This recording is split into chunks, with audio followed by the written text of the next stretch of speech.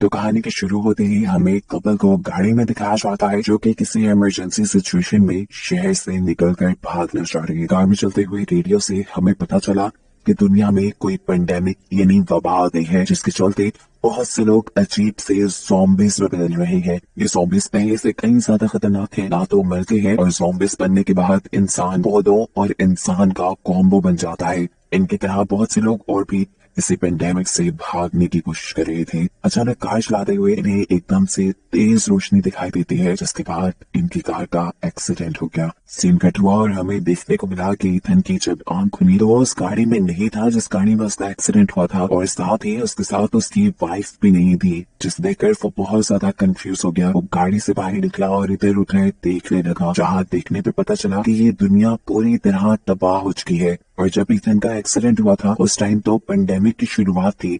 साफ मतलब है कि एक्सीडेंट के टाइम से अब तक बहुत सा वक्त गुजर चुका है, और उस वक्त में इथन के साथ क्या हुआ उसे नहीं पता। वो अपनी वाइफ को ढूंढने के लिए इधर उधर निकल रहा था, तभी उसके सामने एक आदमी आ गया और उसने इथन के ऊपर गन पॉइंट कर दी। इससे पहले वो इथन को मार देता, पीछे से कोई गोली चलाकर उसे ही शूट कर देता है। जिसने इथन की जान बचाई थी वो एक लेडी थी, जो अब उस जख्मी आदमी के पास आकर उसे मुंह पे थप्पड़ मारती है और बेहोश कर देती है। जिसके बाद वो ईथन के पास आई और उसने बताया कि मेरा नाम मे है। वो यहाँ ईथन से पूछती है तुम यहाँ क्या कर रहे हो। ईथन जवाब देता है कि मैं अपनी वाइफ को ढूंढ रहा हूँ जिसका मेरे साथ एक्सीडेंट हुआ था, लेकिन न जाने अब वो कहाँ चली गई। यहाँ लेडी ईथन को अपनी मदद करने को कहती है। वो उस बेहोश आदमी को अपने साथ ले जाने वाली थी। अब यहाँ इस जख्मी आदमी को ये लोग ट्रक में डालते उससे पहले ही ईथन खुद बेहोश हो जाता है। जब उसे होश आया तो उसने देखा कि वो एक बेड पर लेटा हुआ था। ये उसी लेडी का घर था, यदि वो लेडी ईथन को भी अपने ट्रक में डालकर अपने घर ले आई थी। वो जब नीचे आया तो उसने देखा ये लेडी उसके लिए खाना बना रही थी। अब ये लेडी भी उससे कुछ सवाल करती है, उससे पूछती है तुम कहाँ से आए हो। जवाब में ईथन कहता है मुझे ज्यादा कुछ भी याद नहीं, मुझे इतना याद है कि मैं अपनी वाइफ के साथ लेक साइड पे जा रहा था और फिर हमारा एक्सीडेंट हुआ और अब मैं यहाँ पर हूँ। इस लेडी के घर में लगे हुए बहुत से न्यूज़पेपर से उसे पता चलता है कि दुनिया पेंडेमिक की वजह से तबाह हो गई है और उस पेंडेमिक को आए भी काफी साल गुजर चुके हैं। और ये सुनकर वो बुरी तरह शॉक रह चुका था, क्योंकि उसे ये कल की बात लग रही थी और इतने टाइम में उसकी वाइफ कहाँ गई थी उसे कुछ मालूम नहीं था। मैं ईथन के पीछे खड़े होकर उसे बताती है कि ये सब काफी साल पहले हुआ था। साइंटिस्ट के मुताबिक ये सारा काम नेचर ही कर रही है ताकि सारे इंसान मर जाएं और इस दुनिया को दोबारा से बैलेंस किया जा सके। इनकी इन्हीं बातों के दौरान घर की लाइट चली जाती है। मैं बाहर सोलर सिस्टम को चेक करने से पहले ईथन से कहकर जाती है यहाँ किसी चीज को हाथ मत लगाना और यहाँ से बाहर बिना आना। लेकिन मैं की बात ना मानते हुए वो यहाँ से बाहर आया और इर्द गिर्द देखने लगा। वहाँ सामने एक छोटा सा कमरा था जिसके बाहर मकड़ी के जालों में लिपटा एक ढांचा मूव कर रहा था, और ये देखकर वो डर गया। वो मे से पूछता है ये क्या है। मे जवाब पे कहती है वो आर्टिफिशियल है, तुम उस पर ज्यादा ध्यान नहीं दो, उसे सिर्फ यहाँ हिफाजत के लिए लटकाया गया है। मैं ये सारी बातें करते हुए अभी भी अपने सोलर सिस्टम को चेक कर रही थी, जिसकी प्रॉब्लम जब उसे समझ नहीं आती तो यहाँ ईथन उसकी मदद करता है। इसके बाद ये दोनों ट्रैप को चेक करने के लिए जाते हैं जिसमें आज उनके लिए फाइनली शिकार फंस गया था। अब रात का खाना खाने के बाद ईथन उसे कहता है आपकी मेहमान नवाजी का बहुत शुक्रिया, लेकिन अब मुझे जाना होगा क्योंकि मुझे अपनी वाइफ को ढूंढना है। लेकिन यहाँ मैं उससे कहती है रुक जाओ, आज की रात सुबह को मैं तुम्हारे साथ खुद जाऊंगी तुम्हारी वाइफ को ढूंढने के लिए। ईथन उसकी बात मान जाता है। वो यहाँ पर फजूल नहीं रहना चाहता था, इसलिए रात में उसने साइकिल चलाकर मे के घर के लिए पावर भी यानी इलेक्ट्रिसिटी भी जनरेट की। जिसके बाद मे सोने चली जाती है, लेकिन ईथन को अभी भी सब्र नहीं हो रहा था सुबह होने का, इसीलिए आधी रात में वो खुद मे की गाड़ी लेकर अपनी वाइफ को ढूंढने के लिए निकल गया। उसे एक्सीडेंट से पहले की चीजें भी पूरी तरह याद नहीं थी। जो बात उसे याद थी वो ये कि पेंडेमिक से पहले वो दोनों कैंडल लेक तक जा रहे थे जहाँ पर उनका एक घर था। फाइनली ईथन वहाँ पर पहुंच भी जाता है। वो अब अपना घर खोलकर अंदर जाने वाला था, लेकिन उसने नोट किया कि घर अंदर से लॉक है। वो अब जोर जोर से एमा एमा चिल्लाने लगा, लेकिन जब अंदर से कोई आवाज नहीं आई तो मजबूरन उसे विंडोज तोड़कर अंदर जाना पड़ा। अंदर कोई रह तो रहा था, लेकिन वो एमा बिल्कुल नहीं थी। जो कोई भी था ईथन उसे टॉर्चर करके उस एमा के बारे में पूछने लग जाता है, लेकिन ये लड़की बताती है कि वो किसी एमा को नहीं जानती और काफी सालों से वो अपने बेटे के साथ यहाँ पर अकेले ही रह रही है। अभी ये लोग यही बातें कर रहे थे कि इन्हें पीछे से भारी कदमों की आवाज आने लगी। इतने हैरानी में मुड़कर जब पीछे देखा तो वहाँ पे एक बहुत ही भारी स्केलेटन था जो इंसान से ज्यादा कोई दरख्त लग रहा था।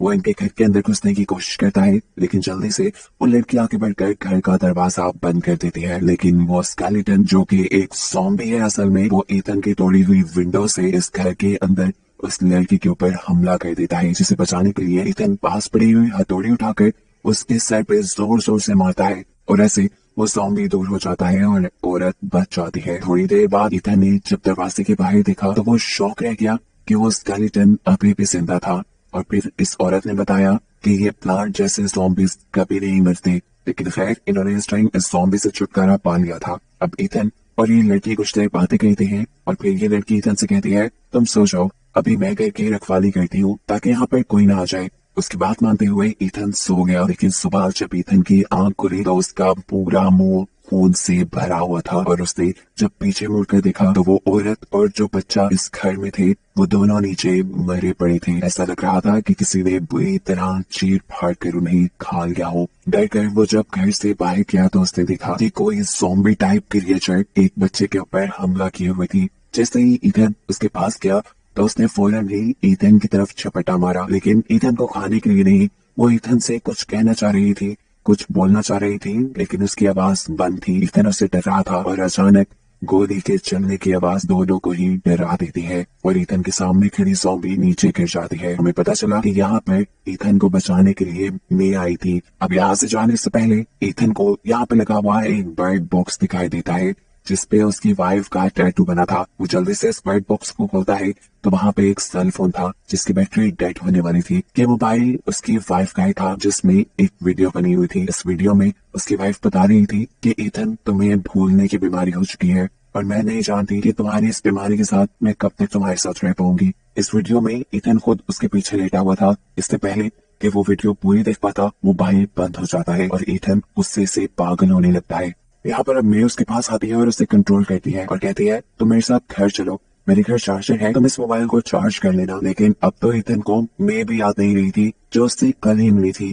मैं यहाँ उसे अपने बारे में तसल्ली देती है और उसे ले जाने के लिए बाहर ले आती है, जहाँ आकर अब ईथन को वो ट्रक भी याद नहीं था जिसे वो कल रात ही लेकर यहाँ पे आया था। ईथन मे को सजेस्ट करता है कि क्यों ना हम इस ट्रक के जरिए यहाँ से चले जाएं। तो जवाब में मे कहती है, किसी इडियट ने रात में इसकी बैटरी बंद नहीं की थी, अब बैटरी इसकी खत्म हो गई है तो इस ट्रक को भी हम नहीं ले जा सकते। खैर अब इनकी किस्मत अच्छी थी जो इन्हें यही घर के पास एक छोटी सी साइकिल मिल गई जिसे मे चलाने लगे। रास्ते में इन्हें काफी सारे ज़ॉम्बिस पे नजर आए जो तकरीबन दरख्त में ही बदले हुए थे। यहाँ पर अब ईथन मे से सवाल करता है, क्या तुम्हारी शादी हुई थी है? तब उकताते हुए मे जवाब देती है, नहीं, वो मर गया है। रास्ते में अब इनके एक गैस स्टेशन आया जहाँ पर आकर ईथन रुक गया। वही गैस स्टेशन था जो रोज उसके ख्वाब में आया करता था। एकदम से उसे कुछ याद भी आने लगा। उसे याद आया कि जब पेंडेमिक शुरू हुई थी तो ये लोग इसी गैस स्टेशन के पास रुके हुए थे और तब यहाँ पर उनका सामना हो गया था एक ज़ॉम्बी से। जिस ज़ॉम्बी से वो एमाइनी अपनी वाइफ को बचाने के लिए आगे बढ़ा तो ज़ॉम्बी ने ईथन के ही बाजू में काट दिया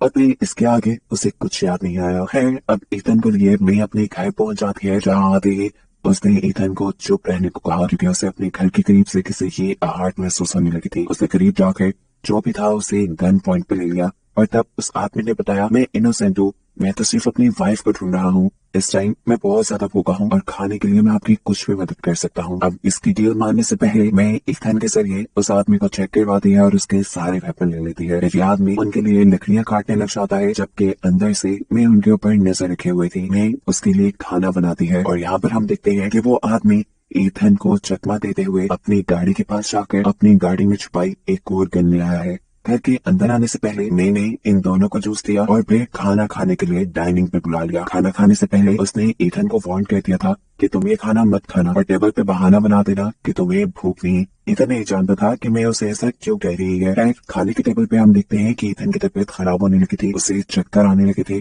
और जैसे ही वो उठकर आगे बढ़ा तो वो बेहोश हो गया। मैं जब उसे चेक करने के लिए उसके करीब गई तो साथ में ने भी चकमा देते हुए मेरे के पास से उसकी गन छीन ली। वो मे को धमकाने लगा था लेकिन मे ऐसे खड़ी थी जैसे उसे तो उसके धमकी से कोई फर्क नहीं पड़ा। याद तक कि यह आदमी जब उसके मुंह पे गन भी मारता है तब भी मे बिल्कुल शांत रहती है क्योंकि वो जानती थी यह आदमी ज्यादा कुछ कर नहीं सकता था। उसने खाने में बेहोशी की दवाई जो मिलाई थी जिसके चलते कुछ ही देर में यह आदमी बेहोश हो गया। इसके बाद मैं ईथन को लेकर उसके कमरे में चली गई और फिर ईथन को जब होश आया तो वो काफी अच्छा महसूस कर रहा था। मैं उसका इतना ख्याल रख रही थी, इसलिए मी का शुक्रिया करने के लिए जब वो नीचे जाने लगा तो उसने देखा कि चुपके से दो लोग उनके घर में घुस आए हैं, जिसमें से एक ने आते ही एमा को पकड़ लिया और बंदी बना लिया। पता चला कि ये दोनों उसी आदमी के दोस्त थे जो अभी थोड़ी देर पहले यहाँ पर आया था। असल में उस आदमी को शक था कि मैंने ही उसकी वाइफ को मारा है, जो कि उसकी वाइफ कुछ दिन पहले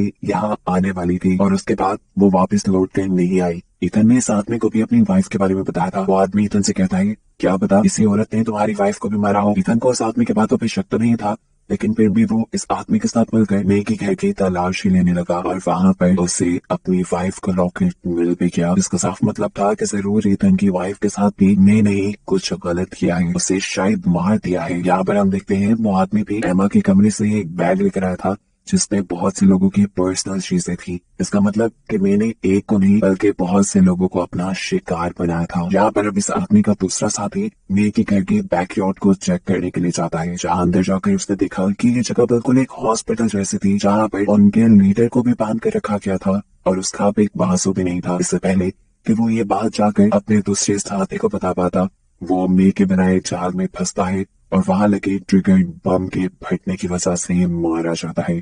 अब इस आदमी को जैसे ही ये एहसास हुआ कि उसका आखिरी साथी भी मारा गया तो वो अब इस गुस्से में मे को भी मारने वाला था, लेकिन उसकी गन में गोलियां नहीं थी। अब वो मे की गन उठाता है उसे मारने के लिए। उसने मे की तरफ शूट किया और हमें गोली के बजाय बम के फटने की आवाज सुनाई थी और ये बात हमें रिवील हुई कि मैंने अपनी गन में एक खास रेड बटन लगाया हुआ था, जिसको बंद करने पे अगर वो गन चलाती तो गोली निकलती, लेकिन क्योंकि इस आदमी को ये बात नहीं पता थी तो उस रेड बटन के बंद ना करने की वजह से उस गन में लगा बम फट गया और उस आदमी का बाजू ही कट गया। इस आदमी के मरने के बाद अब दोबारा से ईथन की तबीयत खराब होने लगती है और मैं किसी तरह अपने आप को छुड़ा कर ईथन को उसके रूम में ले जाती है। ईथन परेशान था और इस टाइम मैंने उसे कहा, कुछ नहीं होगा, तुम सुबह तक ये सब भूल जाओगे। और उसके कहने के मुताबिक ठीक ऐसा ही हुआ।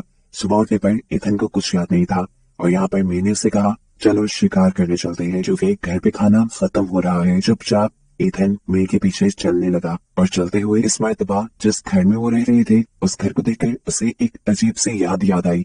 उसे याद आया कि वो और एमा यानी उसकी वाइफ एक साथ इस घर में आए थे, जहाँ पर उन्हें इस घर का ऑनर भी मिला था। वो ऑनर एक प्रिस्ट था जिसने इन्हें बताया था कि यहाँ पे जो पेंडेमिक जो वबा फैली है वो गॉड ने इसलिए फैलाई है ताकि इंसान इससे सबक सीखे। लेकिन एमा यानी ईथन की वाइफ एक डॉक्टर थी और इससे लगता था कि ये किसी खास वायरस की वजह से हुआ है।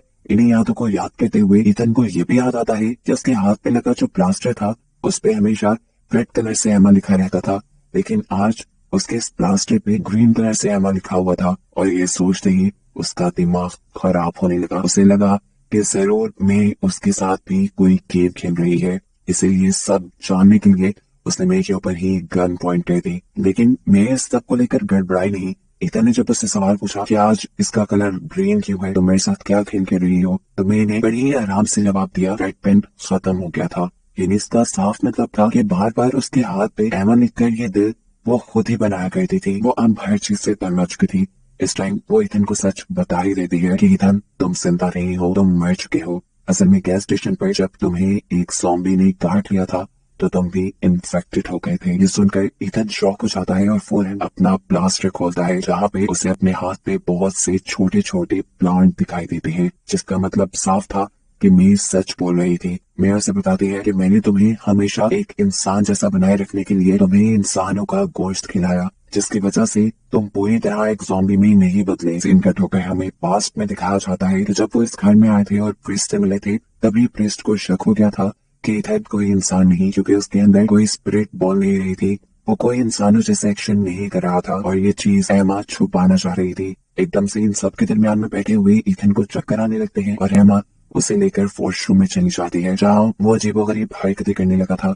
एमा से बोलती है, तो अपने ऊपर कंट्रोल रखो, मैं तुम्हारा कोई इंतजाम करती हूँ। ये कहकर वो नीचे आ गई और नीचे एमा ने उस फैमिली से कहा, असल में ईथन की तबीयत कुछ ठीक नहीं, वो थोड़ी देर में आएगा। ये सुनते ही उस प्रिस्ट का शक कंफर्म होने लगा कि ईथन इंसान नहीं है। वो अब एमा से कुछ बातें पूछना चाहता था, इसलिए उसने अपनी वाइफ और बेटी को यहाँ से भेज दिया। वो जो ऊपर अपने कमरे में जाने लगी थी, उन्हें तभी वॉशरूम में से अजीबो गरीब घुर्राने की आवाजें आने लगी। वॉशरूम खोलकर जब उन्होंने चेक किया तो ईथन इंतहाई बुरे हाल में था। जिसने इन दोनों को देखते ही इन दोनों के ऊपर हमला कर दिया। अपने वाइफ की चिल्लाने की आवाज सुनते ही रीस्ट उन्हें बचाने के लिए जैसे ही वहां से जाने लगता है तो एमा एकदम से पास पड़ी छुरी उठाकर उसके ऊपर हमला कर देती है और उसके पेट में छुरी स्टैब कर देती है। इससे पहले कि वो आदमी अब एमा पे कुछ करता, एमा ने अपनी पॉकेट से गन निकाली और उसे भी मार दिया। ऊपर दिखाया गया कि ईथन ने उसकी वाइफ और बेटी को भी मार डाला था। सीन कट होकर दोबारा प्रेजेंट पे आते हैं जहां अब ईथन को एहसास हो चुका है कि मे नाम की बूढ़ी औरत जो उसके सामने खड़ी है असल में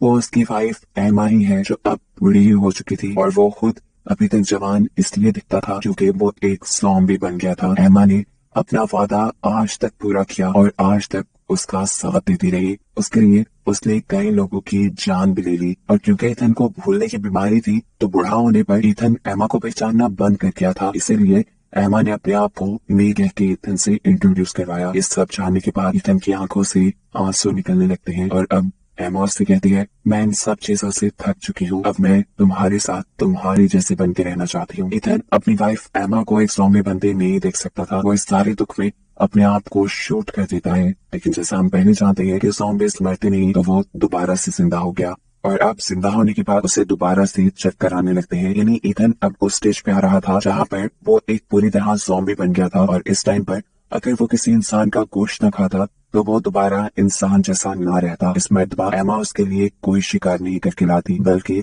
अपने आप को उसके सामने रख देती है। ईथन उसे चीर फाड़ कर खा जाता है जिससे उसे बहुत ज्यादा दर्द हुआ, लेकिन फिर कुछ देर बाद दिखाया गया कि वो भी एक ज़ॉम्बी बनकर जिंदा हुई। असल में वो अब ज़ॉम्बी बनकर ही ईथन के साथ रहना चाहती थी जहाँ उसे भी किसी इंसान का शिकार न करना पड़े और ये उसकी ख्वाहिश पूरी हो गई। ये दोनों अब आगे की जिंदगी ज़ॉम्बी बनकर ही साथ गुजारने वाले थे और बस यही दिखाते हुए ये कहानियां खत्म हो गई।